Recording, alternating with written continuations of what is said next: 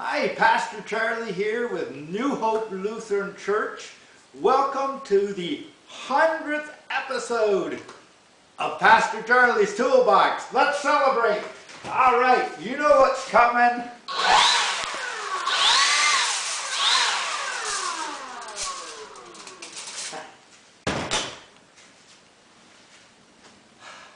Now, as much as I'd like to celebrate even more than that, today I have a problem. You could say I'm in a bit of a tight squeeze. So, for you, I built this mock-up of what I'm going to talk about.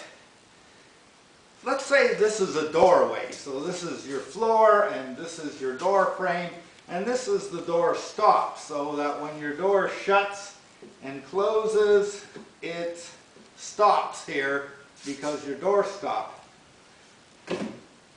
What if I want to put flooring on, like, say like this, and the trouble is I can put it on here, but when I get to the door stop, I've got a gap on each side because it's holding the flooring away from the door frame. There are a couple of options. For one thing, I could carefully cut out a little notch out of the flooring so that it goes tight against the frame, but that can be messy and hard to do. So the other thing would be to cut the door stop. So what we'll want to do is figure out how high do we got to cut it off, and we'll just use the flooring for measurement and mark it like that. And then we need to get a saw to cut it. And this is where the problem is. What kind of a saw am I going to use? If I use something like this, well, I can't reach down there. It won't get in there. So that's a problem. Might think of using a handsaw, which, yeah, it could work, but one of the problems you find with a handsaw is that when you get towards the end of your cut, you could cut into the door frame and you're going to make a mess of that. So that's not the greatest answer either. What I've done then, to get out of this tight spot, is I've got an oscillating multi-tool, which is great when you're faced with a tight squeeze, because it can get in where the saws are too big or they'll do damage, and it works kind of neat in that the blade, which is out here in the open and very dangerous, but it goes back and forth. So if I can just show you, and it cuts like that, so it's not going to leave a mark beside where I'm cutting. So all I have to do then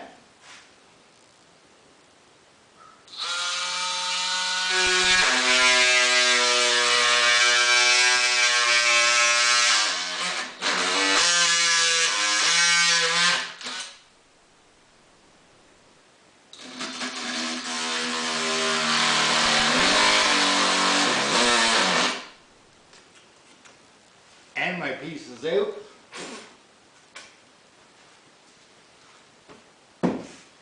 And flooring fits under there just beautifully. Just perfect under there. Comes down, no gaps. Great. It gets me out of a tight squeeze. And it reminds me, all of this, of how when we find ourselves in a tight squeeze in life, we may try all kinds of things to get out of them, just like you might try all kinds of saws to get out of them, but they don't provide an answer. And most often we think money will do the trick when we're in a tight squeeze.